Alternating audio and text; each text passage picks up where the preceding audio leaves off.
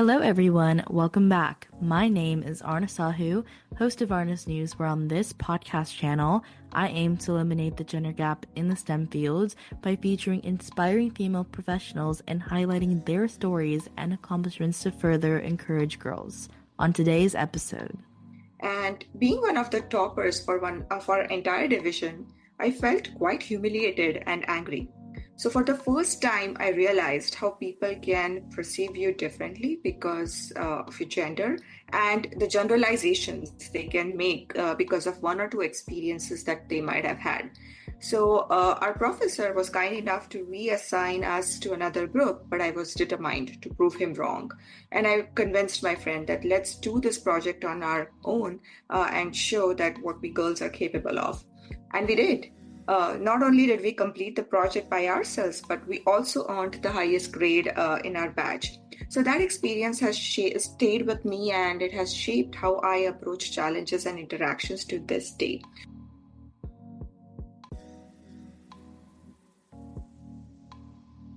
Hello everyone, welcome back. My name is Aarna Sahu, host of Aarna's News, where on this podcast channel, I aim to eliminate the gender gap in the STEM fields by featuring inspiring female professionals and highlighting their stories and accomplishments to further encourage girls. Today, I'm pleased to announce our guest, Mrinal Karvir. As Senior Cloud Software Engineering Manager at Intel Corporation, Mrinal leads teams that develop innovative AI solutions. Her work has been recognized with innovation awards at CES and the Edge AI and Vision Alliance. As an ethical AI champion, she advocates for responsible AI practices through talks, panel discussions, and mentorship. She serves as secretary and board of governors member of the IEEE Computer Society and is vice chair of IEEE Santa Clara Valley Women in Engineering. Mrinal is also an IEEE distinguished speaker on Gen AI and responsible AI. She frequently serves on judging panels and as a speaker at AI conferences and has received the Pathfinder Award from SWE for her professional achievements and community outreach and has been featured in the SWE Women Engineers You Should Know special section. So thank you so much, Mrinal, for being here today. Before we dive into the questions, would you like to introduce yourself? Yeah, Anna, thank you so much for having me here today. I'm so excited to talk to your all wonderful audience. You pretty much covered my introduction. If there are three things I like to say about myself, I would describe myself as being fearless, compassionate, and a community builder. Awesome. So my first question for you is tell us a little bit about your career path. Yeah, sure. So, I didn't come from a family of engineers or even a technical background. Very early on, my father instilled in me a love for reading, and that really broadened my horizon. At a time when we didn't have access to great libraries, he often gifted me amazing books on varied subjects. I still remember conducting experiments with household items, and that kept me busy for hours. Good grades in school, it was customary to join science as one of the streams. And that's how I landed up in engineering. And while studying engineering, I realized that I had a passion for management. So when the opportunity presented, I signed up to be the first women magazine secretary for my college. After engineering, I tried getting into an MBA program, but I couldn't get into good colleges as I didn't have the needed work experience. But however, I wanted to study further, so I got a master's degree and joined back as software engineering, hoping to get more work experience. And then when I joined Intel, I got amazing mentors and managers who were open to me exploring and trying different roles to define my path forward. So in my journey, I've been a senior software engineer, I've been an architect.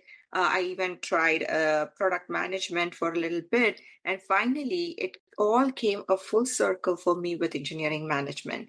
So I am right now leading teams, building innovative solutions in artificial intelligence, and I'm loving every bit of it. One of my proudest projects was developing the world's first presence-aware PC experience. So it's a mix of innovation and impact that drives me every day. Thank you. I love that. That's really, really cool. Like your dad kind of instilled that like passion for STEM early on with like playing with like household like objects and all of that. Like for me, we had this one like circuit kit. Like I forgot what it was called, but it was like this one circuit kit, and me and my sister would play with that all the time. And then you could like configure like spinning objects on it or something by like putting in batteries or whatever, and it was really, really fun. So I can totally relate, and I love how you like kept on with that passion, and then as you realized that you enjoyed management, you wanted to pursue that regardless of, the difficulties that came with it. And here you are today, and I think that's really exciting. Thank you so much. Awesome. So, my next question for you is what advice would you give someone wanting to pursue a career similar to yours? And do you have any tips to succeed? Yeah, sure. I would say, I mean, there's one thing I would say is just be fearless and embrace going out of your comfort zone. You will be surprised by how much potential you have.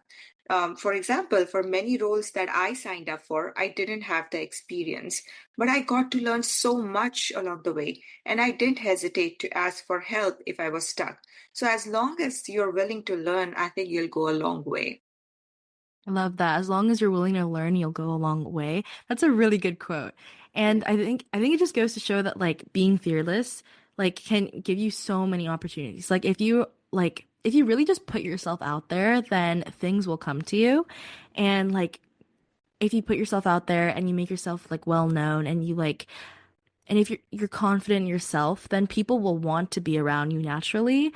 And with more people that you get to meet, there's more opportunities, there's more fun, and you get to be like probably the better version of yourself. Yes, for sure. And you don't have to be perfect to take that next leap, right? You just learn along the way. So, yeah, I think that has been like how I got to where I have been. So, Absolutely. You just got to take a leap of faith. Yeah. And my question for you is what is a common myth about your profession that you want to debunk? yeah, sure. So, I think when you think about engineering, a lot of people just joining the industry think that engineers work in isolation, where you're just coding or working along all day.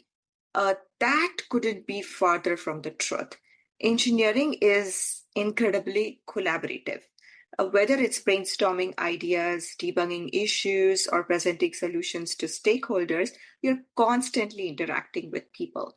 So, some of the best innovations that I have worked on came from team effort that combined diverse skills and perspective. Awesome. And I think there's like a huge truth to that because when I was growing up, I honestly thought engineering was pretty isolating and pretty lonely. And so funny story, I actually never wanted to go into computer science because of that. But then I realized how much of a myth that is. Like people talk to each other, like it's fun. And while you are building stuff, you're also like making friendships, you're making connections, and you're working on something together with like a team. And I think it's just really important to know that STEM is not a lonely place, but it's rather loads of fun with loads of amazing people. Yep. Yes. And with AI, that could, like, just with AI and the revolution that we are going through, that's even more important because we need domain expertise, we need AI engineering, we need software engineering, we need product engineers. So this, like, it's just a collaborative effort. Absolutely. And as tech kind of evolves, there's going to be a place for everybody. So even if like one might think that their skills aren't leverageable now, like years ago, there might have been some people who were studying AI that probably didn't think that this would have gone anywhere, but now, this market is like so flourishing for them. So like it really just goes to show that like if you enjoy something, then stick with it and you're gonna get something in the future. Yes, you summarized it quite right. And if you could step into my shoes or younger self, what would you have asked yourself that I didn't?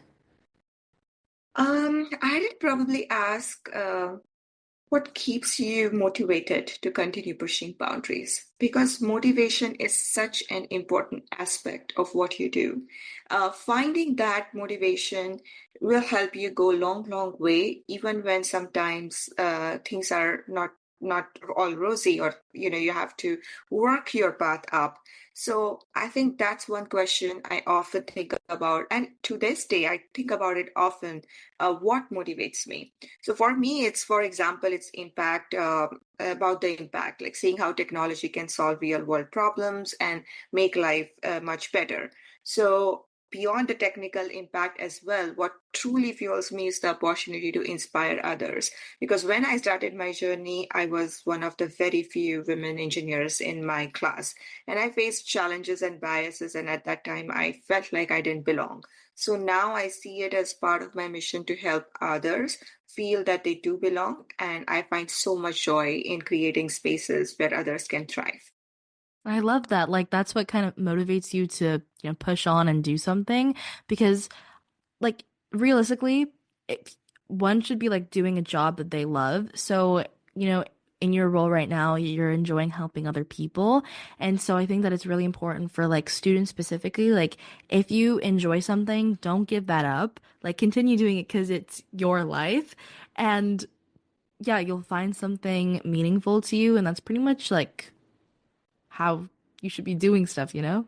Yes, yes. And when you are low, like when you feel that, okay, you're not, you know, things are not working the way you want on the project, or you're not hitting the milestones you planned for, it is that motivation that will help you through those phases to get to the last mile. So, yeah, Like maybe the first stage is really, really fun. Like, for example, writing a book. Like, yeah, when you're brainstorming it, it might be super fun. Writing it is super fun, but then editing is probably like the most difficult part and the most like tedious part. And then after you get through the editing phase, there's like the illustrations, which might be more fun. And then there's like actually giving people your book. So, just know that like while there might be some stages that are not so fun to go through, it's that motivation, that discipline to like get through it and then you'll reap the benefits. yes. And my question for you is what are the best resources or books that have helped you find your career path? Sure. So I think one book that really resonated with me is Mindset by Carol Dweck. It has taught me to embrace challenges and see failures as opportunity to grow. Another game changer has been amazing courses by Andrew Ng on deep learning AI. His courses break down complex AI concepts into approachable and practical lessons, which have helped me deepen my understanding of AI applications. And these resources not only enhanced my technical skills, but also inspired me to think about how AI can be applied responsibly to solve real world problems. I love that. I'll check out those books. And I think they're really relevant now, with like ChatGPT, AI, and all of these other models, like learning models, like being more interested in this new field is really, really important for students, professionals. Um, yeah, Yeah, there is even a course for like anyone who is just interested in knowing how AI systems work because they touch almost every part of our life. Yeah. absolutely. And what do you think is a vital factor that shaped your career? What was your life before learning it, and what was your life after learning it? Yeah, when I think about what that factor is, I think learning to fearlessly advocate for myself and others has been very transformative for me. So, let me tell you about a story that happened while I was in my engineering college. So, we were a batch of about, I want to say about 20 boys and two girls in an electronics project class. And we were divided just into groups based on our alphabetical order of names. And both me and my friend, both of us got paired with a guy. And he just refused to work with us because apparently he had a notion that girls are not hardworking or taking their work seriously. And being one of the toppers for one of our entire division, I felt quite humiliated and angry. So, for the first time, I realized how people can perceive you differently because of your gender and the generalizations they can make because of one or two experiences that they might have had. So, our professor was kind enough to reassign us to another group, but I was determined to prove him wrong. And I convinced my friend that let's do this project on our own and show that what we girls are capable of. And we did.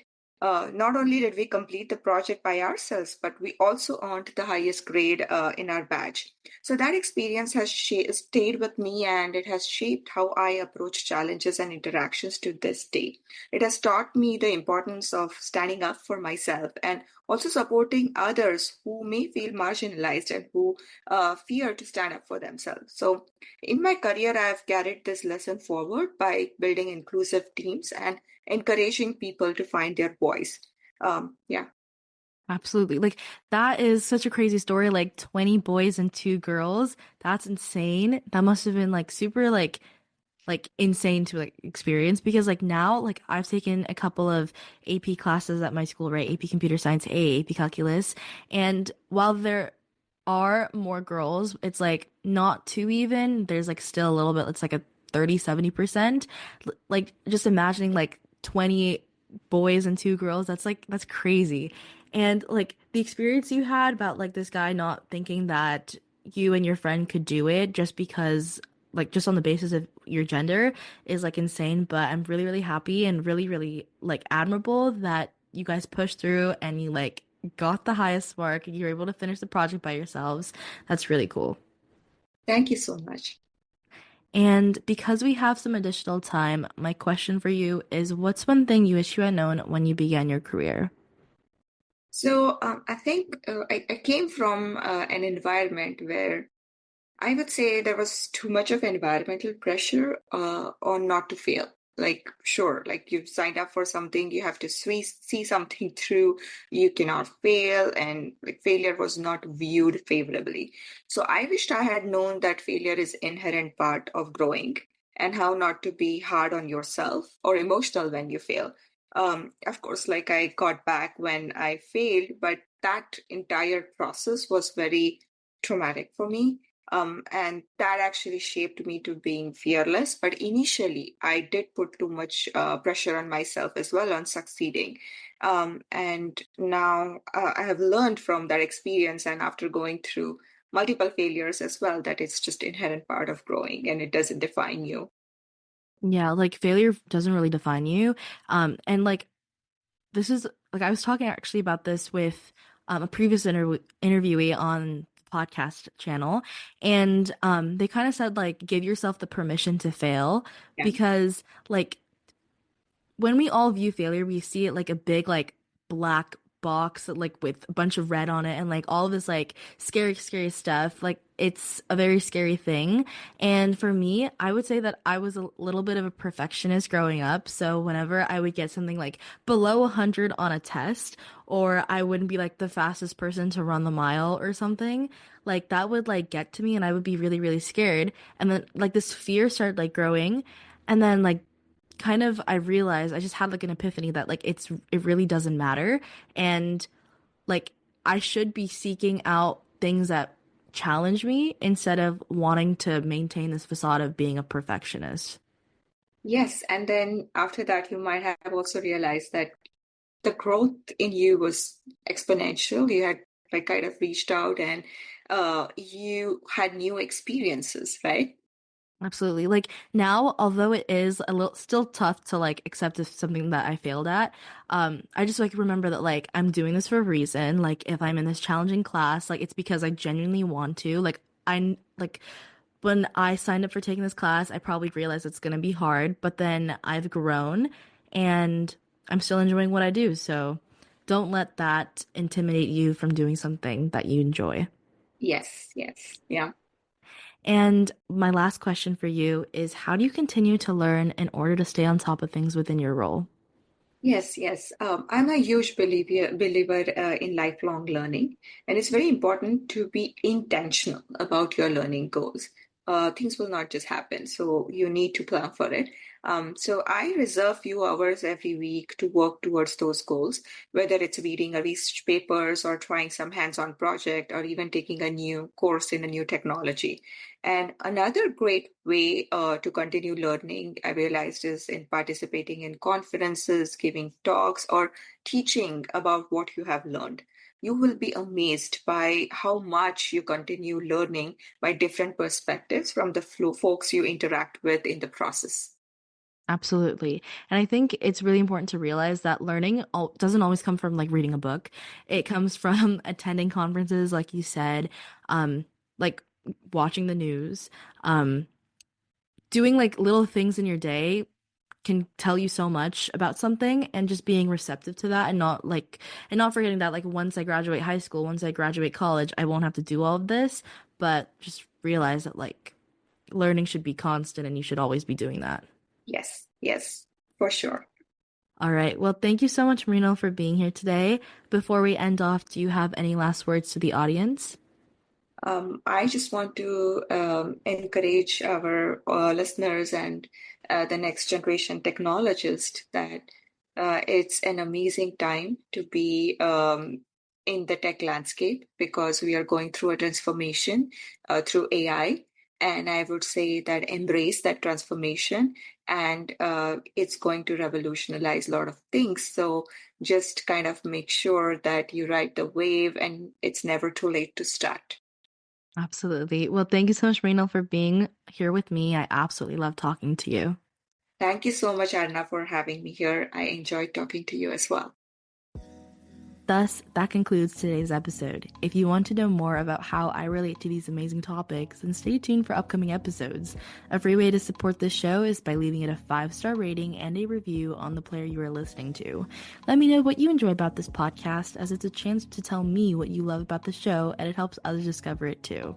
Once again, thank you for finding me, and I hope we stay in touch with each other.